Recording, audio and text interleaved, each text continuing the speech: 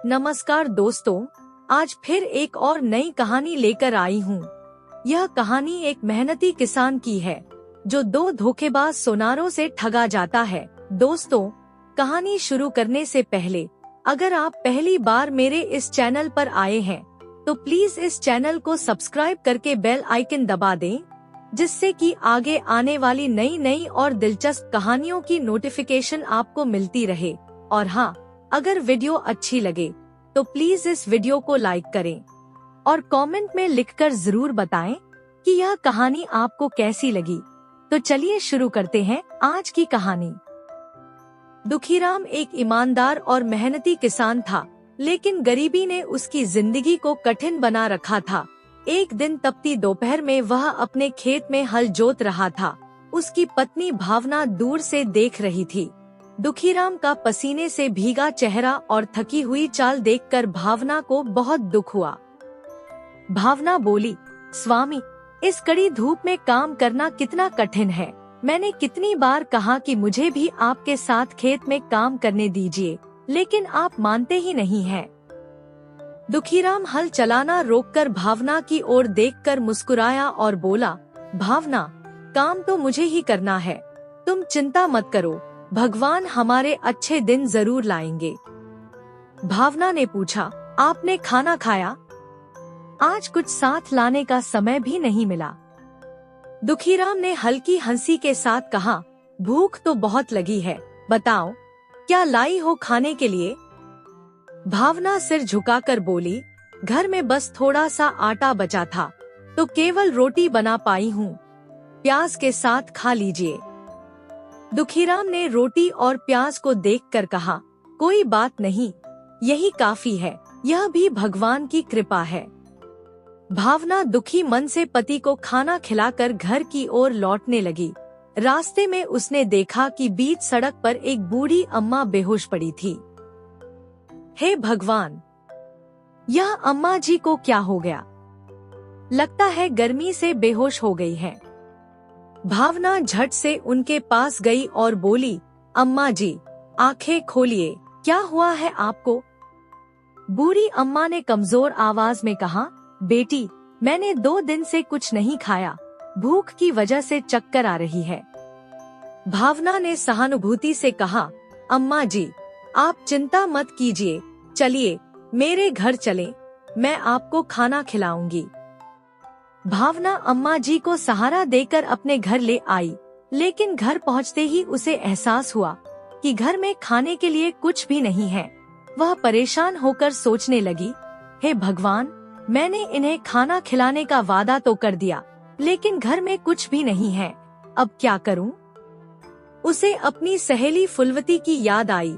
वह तुरंत फुलवती के घर पहुंची और बोली, फुलवती, मेरे घर मेहमान आए हैं, लेकिन घर में खाने के लिए कुछ नहीं है, क्या तुम थोड़ी सी दाल और चावल दे सकती हो?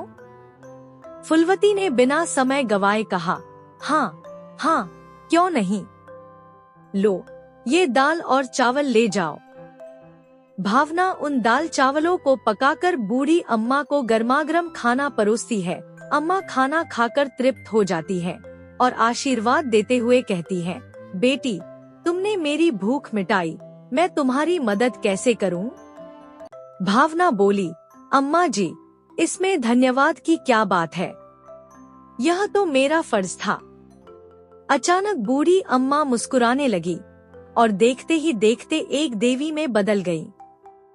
भावना चौंकते हुए बोली, अम्मा जी, आप देवी माँ हैं? देवी ने कहा, हाँ बेटी, मैं तुम्हारी परीक्षा लेने आई थी। तुम्हारी दयालुता और निस्वार्थ भाव देखकर मैं बहुत प्रसन्न हूँ। मैं तुम्हें एक वरदान देना चाहती हूँ। यह लो, यह जादुई पत्थर है, जो भी चीज इसे छुएगी वह सोने की बन जाएगी। भावना अविश्वास और खुशी से कांपती हुई बोली, सच में देवी माँ? देवी ने मुस्कुराते हुए कहा, हाँ बेटी, तुम्हारे अच्छे दिन आ गए, अब तुम्हारी मेहनत और त्याग का फल मिलेगा। इतना कहकर देवी अदृश्य हो गई। भावना जादुई पत्थर को देखकर सोचने लगी कि भगवान ने उसकी प्रार्थना सुन ली। उसने पत्थर को पकड़कर आंखें बंद की और दुखीराम के साथ बेहतर भविष्य की कल्पना में खो गई। कुछ देर बाद दुखीराम थके हुए अपने घर लौटता है। उसके हाथ में कुछ छिपा हुआ है। जैसे ही वह घर के आंगन में पहुंचता है, भावना पानी का लोटा लेकर बाहर आती है। भावना दुखीराम को देखते हुए कहती है, सुनिए, आपने काफी देर कर दी, कुछ खाया भी नहीं होगा, यह लीजिए पानी। दुखीराम मुस्कुराते हुए कहता है, पानी तो पी लूंगा, लेकिन पहले देखो मैं तुम्हारे लिए क्या लाया हूँ। भावना उत्सुक होकर कहती है, क्या है, बताइए न। दुखीराम ने कहा, ये देखो, तुम्हारे लिए एक गजरा लाया हूँ। तुम्हें तो गजरे बहुत पसंद है ना? भावना गजरा देखकर खुशी से कहती है, अरे वाह, गजरा, सच में मुझे गजरे बहुत पसंद है। भावना गजरे को अपने बालों में लगाने लगती है। तभी अचानक उसे कुछ याद आता है और वह कहती है, सुनिए, मैं भी आपको कुछ देना चाहती हूँ। दुखीराम ने पूछा, अच्छा, क्या देना चाहती हो?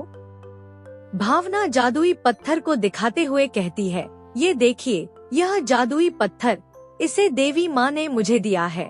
यह जिस चीज को छुएगा वह सोने की बन जाएगी।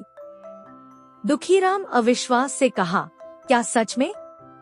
यह तो कोई सपना लग रहा है। भावना उत्सुकता से कहती है, हाँ सच में, चलिए इस गजरे पर इसे आजमाते हैं। दुखीराम जादुई पत्थर को गजरे से छूता है। कुछ ही पलों में गजरा चमकने लगता है और वह शुद्ध सोने का बन जाता है। दोनों की आंखें खुशी और हैरानी से चमक उठती हैं। दुखीराम यह देखकर बहुत खुश होता है और कहता है, अरे वाह, यह तो सच में सोने का बन गया। अब हम इसे बेचकर खाने का सामान खरीद सकते हैं। दुखीराम की बातें सुनकर भावना कहती है, जी हाँ, सही कहा, घर में खाने को कुछ नहीं बचा, इसे बाजार ले जाइए और बेचकर राशन ले आइए। दुखीराम बाजार की ओर निकल पड़ता है। बाजार में सोनारों की सिर्फ 2 दुकानें हैं, एक हीरालाल की और दूसरी पन्नालाल की। वह पहले हीरालाल की दुकान पर जाता है। दुखीराम हीरालाल की दुकान पर पहुंचता है। दुखीराम को देखकर हीरालाल कहता है, कहो भाई, आज हमारी दुकान पर कैसे आना हुआ? दुखीराम ने कहा, भाई साहब, मैं यह गजरा बेचने आया हूँ, यह सोने का है। हीरालाल गजरे को ध्यान से देखता है। उसे तुरंत समझ आ जाता है कि यह शुद्ध सोने का है, लेकिन उसके मन में लालच आ जाता है। हीरालाल चालाकी से दुखीराम से कहता है, मुझे बेवकूफ समझते हो क्या? यह गजरा सोने का नहीं, पीतल का है। दुखीराम हैरान होकर गजरे को देखते हुए सोचता है, पीतल का? लेकिन यह तो सोने का है। हीरालाल गंभीर स्वर में कहता है, अगर बेचना है तो ले जाओ 100 रुपए, ज्यादा मत उम्मीद करना। दुखीराम अपने परिवार की भूख और गरीबी को ध्यान में रखकर मजबूरी में गजरे को सिर्फ 100 रुपए में बेच देता है। वह दुखी मन से घर लौटता है। भावना आंगन में उसका इंतजार कर रही होती है। भावना दुखीराम को देखते ही कहती है, सुनिए, आप गजरा बेच आए? दुखीराम कहता है, हाँ, ये लो 100 रुपए। भावना हैरानी से कहती है, सिर्फ 100 रुपए? वह तो सोने का गजरा था। दुखीराम आह भरते हुए कहता है, हीरालाल ने कहा कि यह गजरा पीतल का है, लगता है उसने मुझे बेवकूफ बनाया। भावना गुस्से में कहती है, नहीं, देवी माँ कभी झूठ नहीं बोल सकती। हीरालाल ने आपको धोखा दिया है, लेकिन कोई बात नहीं, हम इस पत्थर से कुछ और सोने का बना सकते हैं। इस बार हम सही व्यक्ति के पास जाएंगे। फुलवती ने जैसे ही जादुई पत्थर को मटके से छुआ, मटका पल भर में सोने का बन गया। उसकी चमक से पूरा घर जगमगा उठा। दुखीराम की आंखों में उम्मीद की किरणें झलकने लगी। उसने कहा, भावना, इस बार मैं इसे बेचने हीरालाल की दुकान पर नहीं जाऊंगा, पन्नालाल के पास लेकर जाऊंगा, शायद वह सही कीमत दे। दुखीराम सोने का मटका लेकर बाजार की ओर चल पड़ा। रास्ते में वह सोचता रहा, अब तो हमारे बुरे दिन खत्म हो जाएंगे। लेकिन दूर से हीरालाल की नजर उस पर पड़ गई। उसने सोचा, लगता है दुखीराम फिर कुछ बेचने आया है, देखते हैं इस बार क्या नया लेकर आया है। दुखीराम ने पन्नालाल की दुकान पर पहुंचकर कहा, राम राम पन्नालाल जी, मैं यह सोने का मटका बेचने आया हूँ। पन्नालाल ने मटके को ध्यान से देखा और कहा, क्या वाकई यह सोने का है? तभी हीरालाल वहाँ आ गया और उसने आंख मारते हुए पन्नालाल से कहा, भाई यह वही दुखीराम है जो मेरी दुकान पर भी सोने का गजरा बेचने आया था, पर वह सोने का नहीं, पीतल का निकला था। पन्नालाल समझ गया कि यह दुखीराम को ठगने का अच्छा मौका है। वह मटके को परखने का नाटक करते हुए बोला, अरे बाप रे, इतना बड़ा धोखा! दुखीराम, तुम सोनार को बेवकूफ बनाने आए हो? पुलिस बुलाऊं? डरा समा दुखीराम बोला, नहीं पन्नालाल जी, ऐसा मत कीजिए, बताइए आप इसे कितने में खरीदेंगे? पन्नालाल ने चालाकी से कहा, यह मटका सोने का नहीं, पीतल का है। मैं तुम्हें इसके सिर्फ 200 रुपए दे सकता हूँ। लेना हो तो लो, वरना चले जाओ। मजबूर होकर दुखीराम ने 200 रुपए ले लिए और भारी मन से घर लौट पड़ा। हीरालाल ने देखा कि दुखीराम हर बार कुछ नया बेचने आता है। उसने पन्नालाल से कहा, यह जरूर कोई गड़बड़ कर रहा है, चलो इसका पीछा करते हैं और देखते हैं यह इतना सारा सोना लाता कहाँ से है।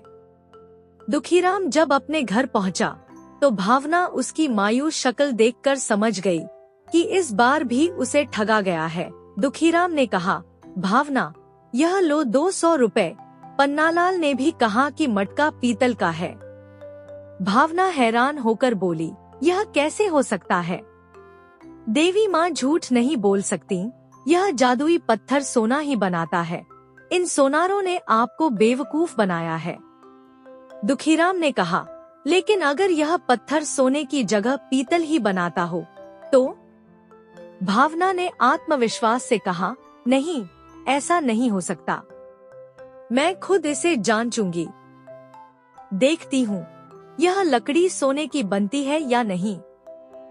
भावना ने जादुई पत्थर से लकड़ी को छुआ। लकड़ी पल भर में सोने की बन गई। उसकी चमक से पूरा कमरा रोशन हो गया। तभी बाहर छिपे हीरालाल और पन्नालाल ने यह नजारा देखा। दोनों की आंखें फटी की फटी रह गईं। हीरालाल ने फुसफुसाकर कहा, भाई यह तो सच में जादुई पत्थर है, इसी से यह सोना बना रहे हैं। अगर यह पत्थर हमारे हाथ लग जाए तो हमारी किस्मत बदल जाएगी। रात का समय था, पूरे गांव में सन्नाटा पसरा हुआ था। भावना और फुलवती अपने घर में गहरी नींद में सो रहे थे। तभी दो साये चुपचाप उनके घर में दाखिल हुए। यह हीरालाल और पन्नालाल थे, जिनकी लालच ने उनकी नींद छीन ली थी। उनकी आंखों में जादुई पत्थर और सोने की लकड़ी की चमक थी। उन्होंने बड़ी सावधानी से अलमारी में रखा जादुई पत्थर और लकड़ी चुरा लिया। हीरालाल कहता है, भैया यह जादुई पत्थर अब हमारे हाथ में है, अब तो हमारी किस्मत बदलने वाली है। पन्नालाल उत्सुकता से कहता है, हाँ, और इस लकड़ी का सोना बेचकर हम और अमीर बन जाएंगे। दोनों अपनी योजना को सफल मानते हुए खुशी खुशी वहाँ से भाग निकले। अगली सुबह भावना और फुलवती जब अलमारी खोलते हैं तो अंदर का दृश्य देखकर उनका दिल बैठ जाता है। भावना हैरानी से कहती है, हे भगवान, हमारा जादुई पत्थर और सोने की लकड़ी कोई चुरा ले गया, अब क्या होगा? यह सुनकर फुलवती कहती है, जिसने भी यह चोरी की है, देवी माँ उसे कभी माफ नहीं करेंगी। दूसरी ओर हीरालाल और पन्नालाल ने वह जादुई पत्थर अपनी तिजोरी में रख दिया था। पन्नालाल खुश होकर हीरालाल से कहता है, इस तिजोरी में और ज्यादा सोना भर जाएगा, चलो दुकान बंद करके आराम करते हैं। लेकिन अगले दिन जब दोनों तिजोरी खोलते हैं तो उनके होश उड़ जाते हैं। हीरालाल कहता है, अरे यह क्या हो गया? हमारी तिजोरी का सारा सोना पत्थर में बदल गया है। पन्नालाल हैरानी से कहता है, यह कैसे हो सकता है? हमने तो सोचा था यह जादुई पत्थर हमारी किस्मत बदलेगा। हीरालाल कहता है, भैया यह सब हमारी लालच का नतीजा है। देवी माँ का दिया हुआ तोहफा हमने गलत तरीके से चुराया। अब हमें दुखीराम और भावना से माफी मांगनी चाहिए। दोनों शर्मिंदा होकर दुखीराम और भावना के घर पहुँचे।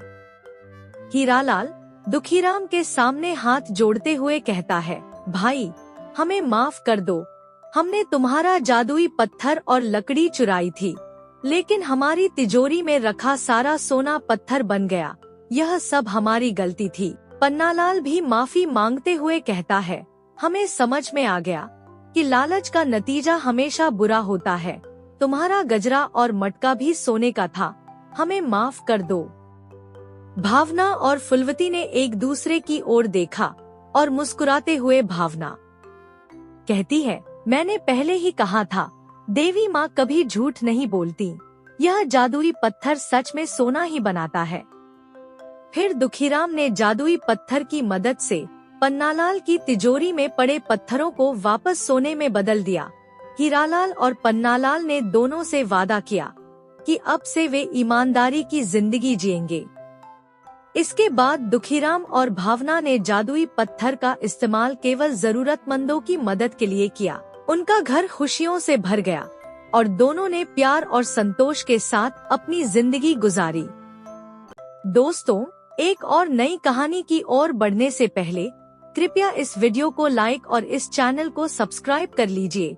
तो शुरू करते हैं एक और नई कहानी। पालनपुर नामक गांव में मोहन और सोहन दो भाई साथ रहते थे। दोनों में गहरा स्नेह था, परंतु उनके जीवन में कठिनाइयों का भी बसेरा था। मोहन, जो कुछ समय से टांगों से चलने में असमर्थ था, अक्सर आंगन में बैठा रहता। गर्मियों की तपती दोपहर थी। मोहन घर के आंगन में खाट पर लेटा था, जबकि सोहन बाजार से आमों की एक टोकरी लेकर लौटा। सोहन ने हंसते हुए कहा, भैया देखो, आम लेकर आया हूँ। इस मौसम में मीठे मीठे आम खाने का मजा ही अलग है। मोहन मुस्कुराते हुए बोला, अरे हाँ, मैं भी यही सोच रहा था कि काश कोई मुझे आम लाकर देता, तो इस तपती गर्मी में दिल को ठंडक मिलती। सोहन ने आमों को देखते हुए चुटकी ली। तू तो हर वक्त दिमाग का भूसा भरने में लगा रहता है, तुझे मेरे दिमाग की जरूरत है। मोहन हंसते हुए बोला, तेरा दिमाग? अरे, मुझे तेरी हाइट चाहिए। सोहन ने हंसते हुए दो आम मोहन को दिए और बोला, ले, खा और खुश हो जा, लेकिन याद रखना, तुझे सोहन भाई नहीं कहूँगा। मोहन ने आम पकड़ लिए और गेट के पास बैठकर जोर जोर से खाने लगा। सोहन ने उसकी शरारतों को नजरअंदाज करते हुए कहा, कल गुरुजी आ रहे हैं, सारी तैयारियां कर लेनी है। अगले दिन जब गुरुजी घर पहुँचे, सोहन आंगन में झाड़ू लगा रहा था। गुरुजी ने आंगन में कदम रखते ही पूछा, कैसे हो बेटा? सोहन ने तुरंत हाथ जोड़कर कहा, गुरुजी, मैं तो ठीक हूँ, आपकी यात्रा कैसी रही? गुरुजी ने मुस्कुराते हुए कहा, अच्छी रही, पर तुझे देखकर लग रहा है तू मोटा हो गया है। सोहन झेंपते हुए बोला, क्या करूं गुरुजी, चलने फिरने का वक्त ही नहीं मिलता।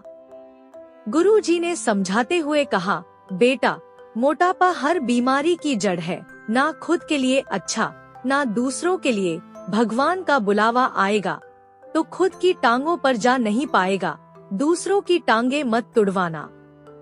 उधर पड़ोस में लीला अपने आंगन में सब्जियां काट रही थी। उसने दूर से गुरुजी को देखा और पड़ोसन से बोली, तुझे पता है, मोहन भैया के घर उनके गुरुजी आए हैं, बड़े ज्ञानी लगते हैं। कल मैं भी उनसे मिलने जाऊंगी। पड़ोसन ने हंसते हुए कहा, ठीक है, मुझे भी आवाज दे देना, हम साथ चलेंगे। रात का सन्नाटा था। मोहन और गुरुजी आंगन में चटाई पर बैठकर भोजन कर रहे थे। मोहन ने गर्म गर्म रोटियां और सब्जी परोसी। गुरुजी ने एक कौर चखते हुए कहा, वाह मोहन, तुम्हारा खाना तो बहुत स्वादिष्ट है, लगता है अब तुमने पकाने में महारत हासिल कर ली है। मोहन सिर झुकाकर बोला, धन्यवाद गुरुजी, यह सब आपका आशीर्वाद है। आप आज यहीं विश्राम करें। सारा घर नींद में डूबा हुआ था। अगली सुबह हल्की ठंडी हवा और पक्षियों की चहचहाहट के साथ एक नई शुरुआत हुई। तभी दरवाजे पर दस्तक हुई। मोहन ने देखा कि पड़ोस की लीला अपनी सहेली कांता के साथ आई है। उसने दरवाजा खोलते हुए पूछा, आओ, अंदर आओ। कांता ने गुरुजी को प्रणाम करते हुए कहा, गुरुजी, मैं आपके पास अपनी एक समस्या लेकर आई हूँ। मैंने सुना है कि आप लोगों की परेशानियाँ दूर करते हैं। मेरे पति रोज शराब पीकर आते हैं और मुझसे सीधे मुंह बात भी नहीं करते। इस रोज रोज के तमाशे से मैं बहुत परेशान हूँ। कृपया मेरी मदद करें। गुरुजी ने शांत स्वर में कहा, बेटी, चिंता मत करो, मैं तुम्हें एक उपाय बताता हूँ। इसे मन से अपनाना और धैर्य रखना, परिणाम तुम खुद देखोगी। कांता ने आंखों में उम्मीद लिए गुरुजी को प्रणाम किया और घर लौट गई। गुरुजी ने कांता को 2 पुड़ियां दी, बड़ा वाला दोपहर में और छोटा वाला रात को सोने से पहले अपने पति को दे देना, बाकी भगवान पर छोड़ दो। कांता ने वैसा ही किया। रात को उसके पति रमेश बिना शराब पिए घर लौटे। कांता चौंक गई। उन्होंने प्यार से खाना मांगा और बिना किसी झगड़े के खा पी कर सो गए। कांता ने सोचा, क्या सच में गुरुजी का टोटका काम कर रहा है? धीरे धीरे रमेश का व्यवहार बदलने लगा। अब वह कांता से प्यार से बात करने लगा और शराब से दूरी बनाने लगा। यह खबर पूरे गांव में फैल गई। हर कोई गुरुजी की चमत्कारी सलाह की चर्चा करने लगा। एक दिन गांव की ठाकुराइन अपने गंभीर चेहरे और भारी दिल के साथ गुरुजी के पास आई। गुरुजी, मेरा भी एक दुख है। मेरे पति घर पर रुकते ही नहीं, बस काम में डूबे रहते हैं। मुझे तो याद भी नहीं कि उन्होंने आखिरी बार मुझसे प्यार से बात कब की थी। गुरुजी ने उसे आश्वासन दिया, बेटी, धैर्य रखो, आज से ही तुम्हें बदलाव नजर आएगा। सब ठीक होगा, बस भगवान पर विश्वास रखो। धन और सुख भी समय पर तुम्हारे पास आएंगे। गुरुजी की सलाह और उपाय से धीरे धीरे पूरे गांव में बदलाव की लहर दौड़ पड़ी। हर कोई उनकी बुद्धिमत्ता और सादगी की प्रशंसा करने लगा। गुरुजी ने लोगों को यह सिखाया कि समस्याओं का हल धैर्य, विश्वास और समझदारी से ही संभव है। अगली सुबह ठाकुराइन अपने कमरे में नहाकर आईं, तो उन्होंने देखा कि उनके पति मुंशी जी कमरे में खड़े हुए थे। उनकी आंखों में थकावट के साथ साथ एक गहरी शांति भी झलक रही थी। मुंशी जी ने ठाकुराइन की ओर देखते हुए कहा, मैंने सोच लिया है कि अब कुछ दिन घर पर आराम करूंगा। जब देखो काम में लगा रहता हूँ, शायद अब वक्त है कि खुद को भी थोड़ा सुकून दूं। ठाकुराइन के चेहरे पर संतोष की झलक आई। वह मुस्कुराते हुए बोली, यह तो बहुत अच्छा निर्णय है। अब आप घर पर आराम करिए। आपको जो भी चाहिए बस मुझे कहिए। खाने में क्या मन हो वो भी मुझे बताइए, मैं सब कुछ इंतजाम करूंगी। मुंशी जी ने एक गहरी सांस लेते हुए कहा, तुम मेरा इतना ख्याल रखती हो, यह देखकर मुझे बहुत खुशी होती है। सच में गुरुजी की कृपा से सब कुछ ठीक होता जा रहा है। उनका धन्यवाद कैसे करूं, समझ नहीं आता। इसके बाद ठाकुराइन ने गांव की औरतों के साथ बैठक की। उन्होंने कहा, गुरुजी इतने ज्ञानी और नेकदिल इंसान हैं। उन्होंने हमारी कितनी मदद की है। मैं चाहती हूँ कि हम उन्हें अपने घर बुलाएं और गांव के सभी लोगों को भी आमंत्रित करें, ताकि सभी को गुरुजी से मिलने और उनका आशीर्वाद लेने का मौका मिल सके। गांव की औरतों ने इस विचार की सराहना की। ठाकुराइन ने उसी दिन गुरुजी को आमंत्रित करने का फैसला किया। कुछ गांव वालों को साथ लेकर वह मोहन के घर पहुंची। प्रणाम गुरुजी, ठाकुराइन ने झुककर कहा, हमने अपने घर पर एक आयोजन रखा है जिसमें हम आपको आमंत्रित करना चाहते हैं। कृपा करके आप अवश्य पधारें। गुरुजी ने मुस्कुराते हुए कहा, बेटी, यह तो मेरा सौभाग्य होगा, मैं अवश्य आऊंगा। गांव के सभी लोग ठाकुराइन के घर पर इकट्ठा हुए। जगह जगह रंगीन तोरण और दीपों से घर सजाया गया था। ठाकुराइन ने गुरुजी का विधिवत स्वागत किया। गुरुजी ने सभी की समस्याओं को सुना और उनके समाधान बताए। फिर उन्होंने पूरे घर में गंगाजल का छिड़काव किया और प्रसाद वितरित किया। सभी ने प्रसाद ग्रहण किया और संतोष की भावना के साथ अपने अपने घर लौट गए। गबरू, जो वहां उपस्थित था, अचानक एक अजीब आवाज सुनकर चौकन्ना हो गया। उसने देखा कि गांव के कुछ लोग बेसुध होकर अपने घर का कीमती सामान लेकर किसी दिशा में जा रहे थे। गबरू ने उनकी इस हरकत पर संदेह किया। उसने घंटियां बजाईं और आवाज का पीछा करना शुरू किया। जल्द ही वह एक खुले मैदान में पहुंचा, जहां उसने देखा कि गांव के लोग एक रहस्यमय आदमी के वश में थे। वह आदमी उन्हें सम्मोहित कर उनके घरों का सारा कीमती सामान लूट रहा था। गबरू ने साहस से चिल्लाते हुए कहा, रुको, यह सब क्या कर रहे हो? इन लोगों को छोड़ दो। रहस्यमय आदमी ने गुस्से में कहा, पकड़ो इस लड़के को भी, इसे बांध दो। लेकिन गबरू ने हार नहीं मानी। उसने जोर जोर से घंटियां बजाईं, जिससे सभी लोग अचानक होश में आ गए। लोग अपनी कीमती चीजें बचाने के लिए उस रहस्यमय आदमी के खिलाफ खड़े हो गए। गांव के उस सुनसान मैदान में, जहां सारा गांव एकत्रित था, हर किसी के चेहरे पर अनिश्चितता और चिंता के भाव थे। गबरू ने अपनी सूझबूझ और बहादुरी से सबकी आंखें खोल दी थीं। ठाकुर साहब ने गुस्से में चिल्लाते हुए पूछा, यह सब क्या हो रहा है? हम सब यहाँ कैसे और क्यों खड़े हैं? गबरू ने बिना घबराए जवाब दिया, ठाकुर साहब, ये लोग चोर हैं।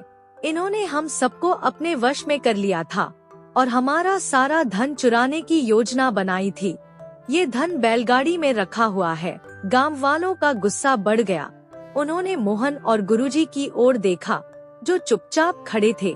ठाकुर साहब ने गुस्से से पूछा, यह सब क्यों किया तुम दोनों ने? लोग तो तुम्हारी इज्जत करते थे। मोहन ने भारी आवाज में कहा, ठाकुर साहब, हमने ये सब इसलिए किया क्योंकि हमें पैसों की जरूरत थी। गुरुजी ने अपनी दवाइयों और मेरी योजना के जरिए सभी को वश में किया। गुरुजी ने शांत स्वर में समझाया, ठाकुर साहब, मैं कोई साधु नहीं हूँ, मैं एक वैद्य हूँ। दवाइयों के जरिए लोगों की समस्याएं हल करता हूँ। मैंने इस प्रसाद में एक औषधि मिलाई थी, जिससे आप सभी हमारी बात मानने लगे। ठाकुर साहब के आदमी ने क्रोध में आकर मोहन पर लाठी उठाई, लेकिन गबरू ने बीच में आकर उसे रोका और कहा, ठाकुर साहब, हमें सच्चाई समझनी चाहिए। गुरुजी का इरादा गलत नहीं था। गुरुजी ने आगे कहा, हम एक अनाथ आश्रम चलाते हैं, जहां कई अनाथ बच्चे रहते हैं। उन्हें अच्छी जिंदगी देने के लिए हमें यह सब करना पड़ा। हमारे पास दान दक्षिणा की कमी हो गई थी, इसलिए मजबूरी में यह कदम उठाया। हमारा उद्देश्य गलत नहीं था, बस तरीका गलत था। गबरू ने कहा, लेकिन ये सबके लिए सही नहीं था। जो गलत है वो गलत ही रहेगा। मोहन की आंखों में आंसू आ गए। उसने अपने भाई सोहन की ओर देखते हुए कहा, भाई, मैंने हमेशा तुम्हारा भला ही चाहा। मैंने यह सब इसलिए किया ताकि तुम्हें कभी कोई कमी न हो। मुझे माफ कर दो। सोहन ने गुस्से में जवाब दिया, भाई, क्या तुम्हें सच में लगता है कि इन पैसों से मेरा भला होगा? तुमने मेरा भरोसा तोड़ा है। मेरा तुम्हें माफ करना मुश्किल लग रहा है। ठाकुर साहब ने हस्तक्षेप करते हुए कहा, सोहन, तुम्हारा भाई तुम्हारे लिए ही यह सब करता रहा है। वह तुम्हारा सगा भाई भी नहीं है, फिर भी उसने तुम्हारे लिए इतना बड़ा त्याग किया। उसे माफ कर दो। सोहन की आंखों में पश्चाताप के आंसू थे। उसने मोहन को गले लगाते हुए कहा, भाई, मैं तुम्हें माफ करता हूँ। आगे से हम मिलकर सही रास्ते पर चलेंगे। ठाकुर साहब ने गबरू से पूछा, गबरू, तुम कैसे होश में आए और ये सब कैसे पता चला? गबरू ने मुस्कुराते हुए कहा, ठाकुर साहब, मैंने प्रसाद का लड्डू नहीं खाया था। मेरा लड्डू मेरी बकरी चीकू ने खा लिया था। जब मैंने देखा कि चीकू की घंटी की आवाज से वह सामान्य हो गई, तो मैंने सभी बकरियों की घंटियां उतारी और यहाँ लाकर बजाईं। घंटियों की आवाज से सभी लोग होश में आ गए। गांव वाले गबरू की बुद्धिमानी पर हंस पड़े। ठाकुर साहब ने गर्व से कहा, गबरू, तुम्हारी समझदारी के लिए मैं तुम्हें एक बड़ा पुरस्कार दूंगा। गुरुजी और मोहन ने मिलकर अनाथ आश्रम को बेहतर तरीके से चलाने का प्रण लिया। ठाकुर साहब ने उनकी मदद के लिए आर्थिक सहायता का आश्वासन दिया। धीरे धीरे गांव की सभी समस्याएं सुलझ गईं। गांव में फिर से शांति और समृद्धि लौट आई। गबरू की सूझबूझ और ठाकुर साहब के न्याय ने सबकी जिंदगी बदल दी। गुरुजी और मोहन ने अपने जीवन को सही दिशा में मोड़ते हुए अनाथ बच्चों की जिंदगी संवारने में अपनी पूरी ताकत लगा दी। दोस्तों, एक और नई कहानी की ओर बढ़ने से पहले कृपया इस वीडियो को लाइक और इस चैनल को सब्सक्राइब कर लीजिए। तो शुरू करते हैं एक और नई कहानी। बसंतपुर गांव में सोहनलाल नामक एक साधारण किसान रहते थे। उनका जीवन अत्यंत सरल था, लेकिन उनके दिल में अपार प्रेम और भावनाओं का भंडार था। उनके जीवन में अगर कोई सबसे महत्वपूर्ण था, तो वह था उनका प्रिय घोड़ा नील रतन। नील रतन उनके लिए सिर्फ एक घोड़ा नहीं था, बल्कि उनका परिवार, उनका पुत्र और उनका सबसे प्रिय साथी था। सोहनलाल का पूरा दिन भगवान की भक्ति और नील रतन की सेवा में गुजरता। एक दिन की बात है, सोहनलाल अपने आंगन में बैठे नील रतन की मालिश कर रहे थे। उनकी आंखों में अपने घोड़े के लिए अपार प्रेम और गौरव झलक रहा था। तभी गांव का एक युवक वहां से गुजरा। युवक ने हंसते हुए कहा, अरे सोहन काका, आपके नील रतन का तो जवाब नहीं। ऐसा बलवान और सुंदर घोड़ा मैंने अपनी पूरी जिंदगी में नहीं देखा। यह सुनते ही सोहनलाल का चेहरा गर्व से दमक उठा। उनकी मुस्कान ऐसी थी जैसे किसी पिता ने अपने बेटे की तारीफ सुनी हो। उन्होंने मुस्कुराते हुए कहा, सही कहा बेटा, मेरे नील रतन जैसा कोई नहीं। यह तो अकेला ही सब पर भारी है। सोहनलाल की बातों से उनका अपने घोड़े के प्रति सच्चा और निस्वार्थ प्रेम झलक रहा था। जैसे एक माँ अपने नवजात शिशु को प्यार करती है, जैसे एक किसान अपने हरे भरे खेतों को देखकर गर्व करता है, वैसे ही सोहनलाल को नील रतन को देखकर अपार खुशी मिलती थी।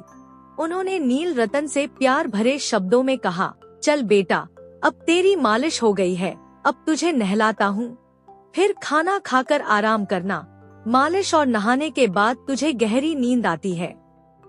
तभी कुछ और गांव वाले वहां आ पहुँचे। वे दूर से ही एक दूसरे को आंखों से इशारा करते हुए सोहनलाल और उनके घोड़े को देख रहे थे। उनमें से एक ने चुटकी लेते हुए कहा, सोहनलाल, तुम्हारा और तुम्हारे नील रतन का प्रेम बड़ा ही अनोखा है। ऐसा प्रेम तो हमने सिर्फ एक माँ का अपने बेटे के प्रति देखा है। यह सुनते ही सोहनलाल का चेहरा गंभीर हो गया। उन्होंने सख्ती से कहा, यह घोड़ा नहीं है, यह मेरा बेटा है। इसका नाम नील रतन है। तुम सब बार बार इसे घोड़ा कहकर मेरा दिल दुखाते हो। गांव वालों ने झिझकते हुए माफी मांगी। क्षमा कीजिए सोहन काका, हमारा मतलब ऐसा नहीं था। हमें पता है कि आपके नील रतन के लिए आपका प्रेम कितना गहरा है। सच में आपने इसके लिए अपना पूरा जीवन समर्पित कर दिया। यह बात सही थी। सोहनलाल ने नील रतन के प्रति अपने प्रेम के कारण कभी विवाह नहीं किया। उनका मानना था कि अगर वह किसी और रिश्ते में बंध गए, तो उनका ध्यान नील रतन से हट जाएगा। गांव वाले भी उनके इस त्याग से प्रभावित थे। सोहनलाल ने गहरी सांस लेते हुए कहा, तुम सब इसे घोड़ा क्यों कहते हो? यह मेरा बेटा है। इसके बिना मेरा जीवन अधूरा है। अगर मैंने इसके लिए अपने जीवन के कुछ बड़े फैसले नहीं किए, तो वह कोई कुर्बानी नहीं थी। यह मेरा कर्तव्य था। गांव वाले सोहनलाल की भावनाओं की गहराई को समझते हुए वहां से चले गए। सोहनलाल ने नील रतन की आंखों में देखते हुए उसे प्यार से सहलाया और कहा, तेरे बिना तो मेरा सब कुछ अधूरा है मेरे लाल। इस तरह सोहन और नील रतन का रिश्ता हर दिन और मजबूत होता गया। उनके प्रेम की यह कहानी पूरे गांव में मिसाल बन गई। सोहनलाल की मनोस्थिति धीरे धीरे बदल रही थी। एक और जहां वे नील रतन से अपने गहरे प्रेम में खोए हुए थे, वहीं दूसरी ओर गांव के लोगों की लगातार मजाक उड़ाने वाली बातें उन्हें थकाने लगी थीं। एक दिन वे गहरी सोच में डूबे हुए थे। उनकी आत्मा में एक हलचल सी उठी और उन्होंने तय कर लिया कि अब वे इस गांव की भलाई से परे हटकर कहीं दूर चले जाएंगे। सोहनलाल का मन अब इस गांव और यहाँ के लोगों की तंग मानसिकता से उब चुका था। उनका विचार था कि यदि वे गांव छोड़कर दूर स्थित मंदिर में बस जाएंगे तो वहाँ शांतिपूर्वक अपने यारे नील रतन के साथ समय बिता सकते हैं, बिना किसी की आलोचना या चिढ़ाने के डर के। उन्हें यह कल्पना थी कि मंदिर के शांत वातावरण में भगवान का भजन और कीर्तन करते हुए वे नील रतन की देखभाल कर सकते हैं और वहाँ उनका मन भी शांति पा सकेगा। लेकिन इस विचार के साथ ही उनके दिल में एक गहरी पीड़ा भी थी। वे सोचते थे, मैं नील रतन के बिना एक क्षण भी नहीं रह सकता। ये घोड़ा ही तो मेरा सब कुछ है। उनकी आंखों में एक अजीब सा लगाव था, जैसे कोई माता अपने बच्चे से कभी दूर नहीं हो सकते। वैसे ही सोहनलाल का दिल नील रतन के साथ जुड़ा था। नील रतन की चाल, उसका उठना बैठना, उसका हर कदम सोहनलाल को मोर के नाचने की तरह लगता था। उसका सुंदर चेहरा और बलिष्ठ शरीर हर किसी का दिल छू लेता था। गांव वाले चुपके चुपके उनकी इस गहरी मित्रता पर मजाक करते, लेकिन सोहनलाल को इसकी कोई परवाह नहीं थी। उनका प्रेम नील रतन के प्रति इतना प्रगाढ़ था कि वे उसके बिना एक पल भी नहीं सोच सकते थे। संध्या का समय आता और सोहनलाल नील रतन पर सवार होकर हर रोज 10 मील का चक्कर लगाने जाते। यह उनकी दिनचर्या बन चुकी थी, एक आदत जो उनके जीवन का हिस्सा बन गई थी। जब तक नील रतन के साथ यह चक्कर नहीं लगाते, उनकी नींद भी पूरी नहीं होती थी। नील रतन उनके लिए किसी और से ज्यादा महत्वपूर्ण था। वह उनका साथी, उनका परिवार और उनका सब कुछ था। वहीं दूसरी ओर इस इलाके के प्रसिद्ध डाकू ज्वाला सिंह के कानों तक नील रतन की कीर्ति पहुंच चुकी थी। वह भी इस घोड़े की शक्ति और सुंदरता को सुनकर आकर्षित हो गया था। ज्वाला सिंह का दिल व्याकुल हो उठा था और उसने तय किया कि वह किसी भी हाल में इस अद्भुत घोड़े को देखेगा। उसकी कल्पनाओं में नील रतन की छवि धीरे धीरे और भी स्पष्ट होने लगी और वह नील रतन के बारे में जानने के लिए उत्सुक हो गया। अब सोहनलाल का जीवन और भी दिलचस्प मोड़ लेने जा रहा था। ज्वाला सिंह जैसे डाकू का नील रतन को देखने के लिए आना, इसका मतलब था कि सोहनलाल के प्रेम और समर्पण की परीक्षा लेने के लिए एक नया संघर्ष आ सकता था। एक दिन तेज धूप और गर्मी के बीच ज्वाला सिंह सोहनलाल के पास पहुंचा। वह मुस्कुराते हुए बोला, नमस्कार सोहनलाल जी, और फिर सम्मान के साथ बैठ गया।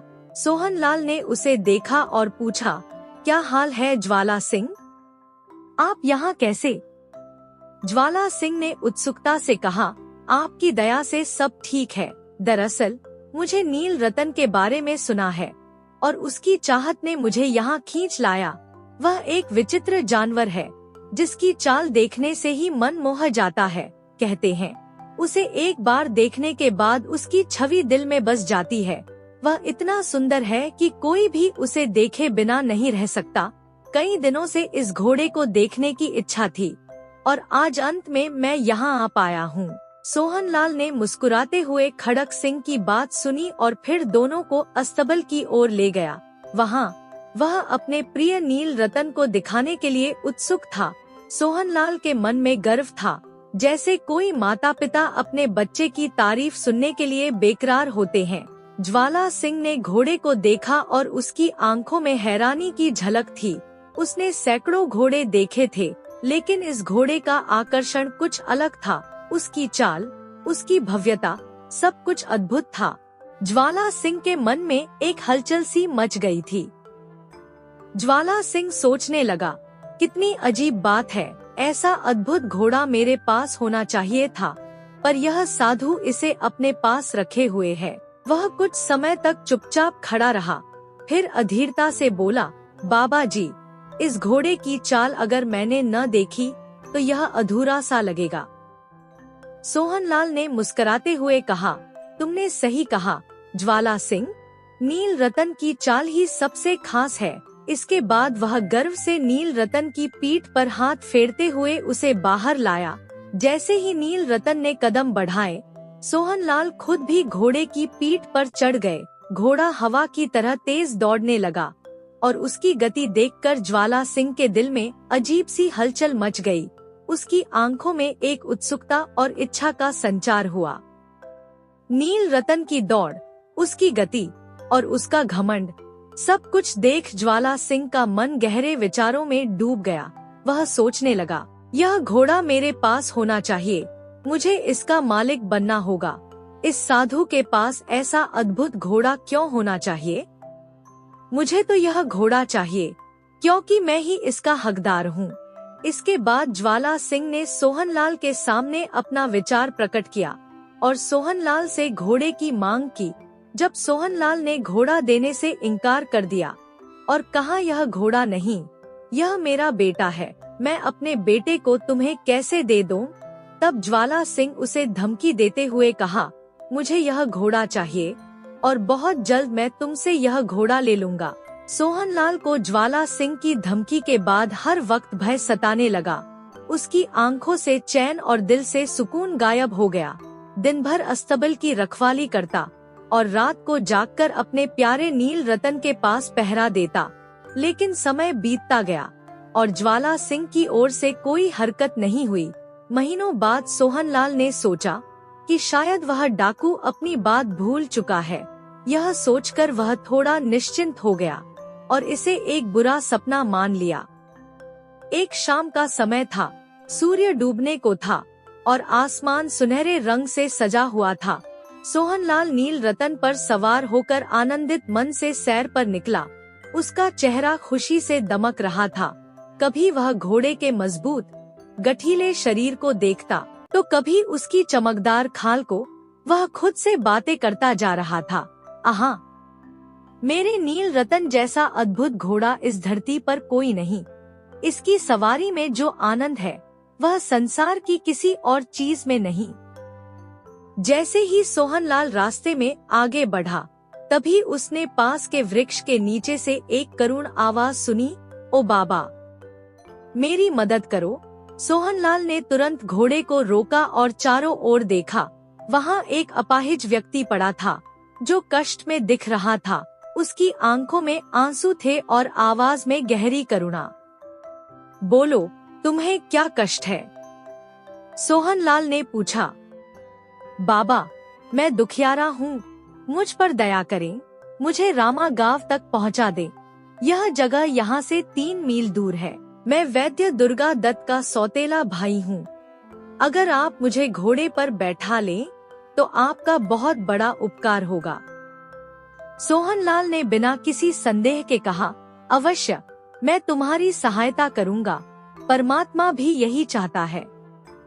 सोहनलाल ने अपाहिज को घोड़े पर सावधानी से चढ़ाया और खुद लगाम पकड़कर धीरे धीरे चलने लगा। लेकिन कुछ दूर चलने के बाद अचानक अपाहिज ने अजीब तरीके से सीधा होकर घोड़े की लगाम थाम ली। सोहनलाल के हाथ से लगाम छूट गई और घोड़ा हवा की गति से दौड़ पड़ा। सोहनलाल अवाक खड़ा देखता रह गया। उसका दिल बैठने लगा जब उसने देखा कि वह अपाहिज और कोई नहीं बल्कि डाकू ज्वाला सिंह था। ज्वाला सिंह घोड़े पर तनकर बैठा, एक विजेता की तरह मुस्कुराते हुए घोड़े को भगाए जा रहा था। सोहनलाल ने दिल के दर्द और गुस्से से कांपती आवाज में कहा, जरा ठहर जाओ ज्वाला सिंह, यह घोड़ा अब तुम्हारा हो चुका है। मैं इसे वापस मांगने का साहस नहीं करूँगा, परंतु एक अंतिम प्रार्थना है। ज्वाला सिंह ने घोड़े को रोका और पीछे मुड़कर पूछा, क्या चाहते हो बाबा? सोहनलाल ने दुखभरी आंखों से उसे देखा, जैसे बकरा कसाई को देखता है।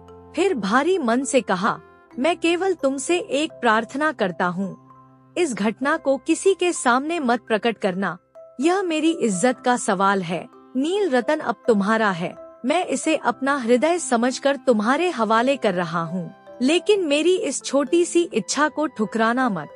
ज्वाला सिंह का मुंह आश्चर्य से खुला रह गया। उसने सोचा था कि नील रतन को लेकर भागने के लिए उसे अपनी पूरी ताकत और चालाकी का सहारा लेना पड़ेगा, लेकिन सोहनलाल ने स्वेच्छा से उसे घोड़ा सौंप दिया। ज्वाला सिंह ने हैरानी से कहा, बाबा जी, यह सब क्यों? आखिर ऐसा क्या है जो आपको इस घटना को छुपाने के लिए मजबूर कर रहा है?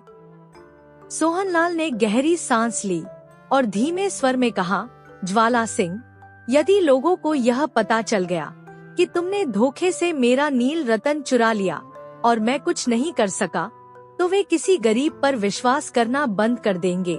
यह दुनिया विश्वास और करुणा पर टिकी है। यदि वह टूट गया तो समाज में केवल अविश्वास और अराजकता रह जाएगी। मुझे अपने नील रतन से बेहद प्रेम है, लेकिन इससे भी ज्यादा मैं समाज के विश्वास को बचाना चाहता हूँ। सोहनलाल की इन बातों ने ज्वाला सिंह के हृदय को झकझोर दिया। यह वही व्यक्ति था जो रात रात भर जागकर अपने घोड़े की रखवाली करता था, जिसके लिए नील रतन उसका पुत्र समान था, और अब वह इसे समाज के विश्वास के लिए त्याग कर रहा था। ज्वाला सिंह ने सोचा, कैसा अद्भुत व्यक्ति है, अपने व्यक्तिगत नुकसान की परवाह किए बिना दूसरों की भलाई का सोचता है। उस रात ज्वाला सिंह जब अपने ठिकाने पर पहुंचा, तो उसके दिल और दिमाग में सोहनलाल की बातें गूंज रही थी। वह बेचैन हो उठा। कैसे ऊंचे विचार हैं उनके। उनका नील रतन उनके जीवन का सबसे प्रिय साथी है, और फिर भी उन्होंने मुझे इसे सौंप दिया, केवल इसलिए कि लोग गरीबों पर विश्वास करना न छोड़ दें। आधी रात को तारे आसमान में टिमटिमा रहे थे। गांव के कुत्तों की हल्की हल्की भौंकने की आवाजें सन्नाटे को चीर रही थी। ज्वाला सिंह धीरे धीरे नील रतन की लगाम थामे सोहनलाल के अस्तबल की ओर बढ़ा। जिस अस्तबल की रक्षा कभी सोहनलाल खुद लाठी लेकर करते थे, वह अब खाली पड़ा था। ज्वाला सिंह ने चुपचाप नील रतन को उसके स्थान पर बांधा, फाटक को सावधानी पूर्वक बंद किया और बिना कोई शोर किए वहां से निकल गया। उसकी आंखों में आंसू थे, नेकी और पश्चाताप के आंसू। सुबह जब सोहनलाल स्नान करके अस्तबल की ओर बढ़े, तो उनके मन में एक ही ख्याल था, आज तो नील रतन नहीं है, अब मैं किसे चारा दूं, किसे पानी पिलाऊं। जैसे ही उन्होंने फाटक खोला, उनकी नजर नील रतन पर पड़ी। उनके कदम वहीं थम गए। पहले उन्हें अपनी आंखों पर विश्वास नहीं हुआ, लेकिन जब नील रतन ने अपनी बड़ी बड़ी आंखों से उनकी ओर देखा और हल्की हिनहिनाहट की, तो सोहनलाल दौड़कर उसके पास पहुँचे। नील रतन, उन्होंने घोड़े के गले से लिपटकर जोर जोर से रोना शुरू कर दिया। उनकी आंखों से खुशी के आंसू थमने का नाम नहीं ले रहे थे। वे उसके चमकते बदन पर हाथ फेरते, उसके सिर को सहलाते और बार बार कहते, तुम वापस आ गए मेरे बेटे, अब कोई गरीबों की सहायता से मुंह नहीं मोड़ेगा। यह दृश्य ऐसा था जैसे कोई पिता अपने बिछड़े हुए पुत्र से मिलकर अपनी सारी भावनाओं को बहा देना चाहता हो। गांव के लोग दूर से यह दृश्य देख रहे थे और सबके दिल में सोहनलाल और उनके अद्भुत प्रेम की छवि बस गई। ज्वाला सिंह की पश्चाताप भरी चुप्पी और सोहनलाल के उच्च विचारों ने उस दिन सबको यह सिखा दिया कि सच्चा प्रेम और विश्वास किसी भी चीज से बढ़कर है। दोस्तों, उम्मीद है आपको यह वीडियो अच्छी लगी है, तो जाने से पहले इस वीडियो को लाइक और चैनल को सब्सक्राइब करते हुए जाएं, जिससे कि आगे आने वाली अच्छी और नई वीडियो की नोटिफिकेशन आपको मिलती रहे, और आपके सब्सक्राइब करने से मुझे भी थोड़ी मोटिवेशन मिलेगी। तो प्लीज लाइक और सब्सक्राइब जरूर करें। धन्यवाद।